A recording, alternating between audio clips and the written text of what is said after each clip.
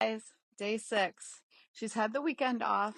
She actually was, as soon as I put the halter on her, she took a huge deep breath, which makes me feel fantastic. I'm like, all right, you're starting to understand that I make you feel better. Her eyes are doing so much better. Saddling today was completely different than last week. She let me. I should actually have, probably should have video. I think I did video a little bit of it the first day, but I really probably should have seen the whole process because she was just extremely scared. And now she's kind of ready. I always let the horses, I don't care who they are, I let them smell the saddle pad. I let them smell the saddle, just so that they're in it with me. So, but what I really wanted to show you today, I don't know how much of the actual riding I'll show you because it's going to be pretty much the same as you had that day. But what I did want to show you is some of the groundwork, how I switched it up just a little bit for her to think more lengthening and why it helps. Because it's a little different than what we normally do. And I'm going to show you both. It's not that one's better or the other's better. It's what is the horse doing? How can I help her? You know, not what I actually, what I'm used to. It's like, what can I do to help her really truly lengthen, those outside muscles? And I'll tell you why I switched it to why I'm like, okay, she's having a little bit of issues with this. Is she was cocking her head and not coming all the way through her spine.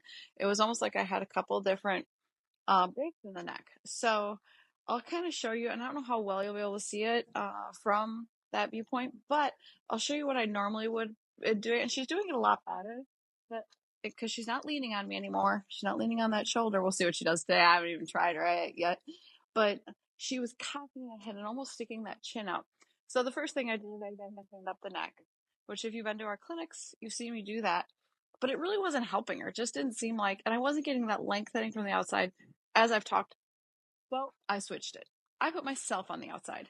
So I'll show you what it did look like and what I usually do, and then what I did to switch.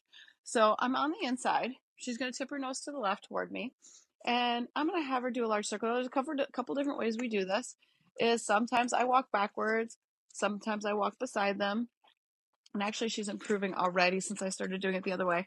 She's not near as bad. What she did was right here, right about 10 inches back from her ear, she gave me a different bend. And she almost wanted to contract the neck instead of lengthen the outside. Now she still stepped under. She was bringing her shoulders over. I could ask her to put her head down. She was listening, but it wasn't really lengthening. You can kind of see how herky jerky she looks. I sometimes do it like this. Sometimes you'll see me up so I can get a really good viewpoint of the horse. And I use my whip, not really to do a whole lot, but to kind of act like that's my leg. So she is reaching under. She is lengthening kind of, but I always noticed it was a little herky jerky. And I always saw, this part right here, which also tells me she's a little bit stuck about right here. And so I know she's not coming all the way through. So I'm like, all right, she was getting better, but it was like, it's still not relaxed. It's still not lengthening. Now she's probably going to overreact a little bit when I start doing this other way, but you're going to notice I'm hoping to see her change the rhythm of her walk, or that's my goal. Is I'm still going to go that direction. But right now, what I'm going to do is I'm actually going to be on the outside. I'm going to actually be thinking of lengthening on that outside. My whip is still going to be over here because she knows to move away from that energy. And as you can see, she does right there. Did you notice right away when I picked that up and left my hand here, I actually didn't even move my hand. She lengthened. She's following that feel, and that's exactly what I want her to do. You can see that that's a lot more easier for her to do than it was on the inside. Now, some of the things I think of it that way is she learned how to brace. She learned how to brace the other way. Somebody else may have done it, but it may have been more aggressive.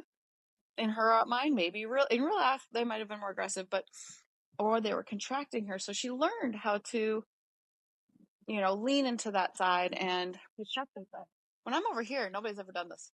So she doesn't know exactly what to do. So she just kind of follows me. And so that really did help her because once she watches it, I'm wondering if she'll do it again. I just have my hand here. It's actually not doing anything, but I'm going to say, hey, move that weight over there. Do you see already? That head. Good girl. I didn't have to ask her. She's softening and she's thinking lengthen versus contraction because there's no way that I can pull on this hand.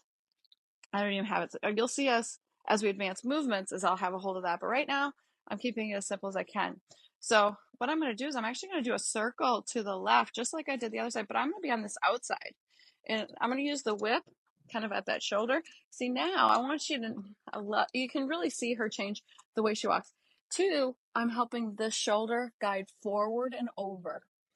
She really, her shoulders change and she bends at the shoulders. So now I'm getting more of a connection through the whole body. Forward. Like I said, I'm going to put this whip on the other side. Now, this might be a little bit more than a lot of you, even if you've been to a clinic, sometimes I have a really hard time with people doing this. Good girl. There you go. But sometimes I need to do it for the horse. And I wanted to show you, even if now watch her nose. I'm going to ask her to lengthen, but I'm going to do it by using the whip and just kind of vibrating it. And she's going to bring the nose forward and down. She's going to actually bring that pull forward as we're doing it. Look how much softer that looks.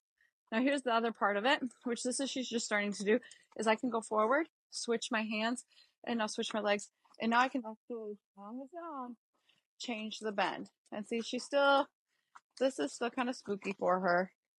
She doesn't like this, so that's why I switch. You can really tell right now. She's almost running away from me.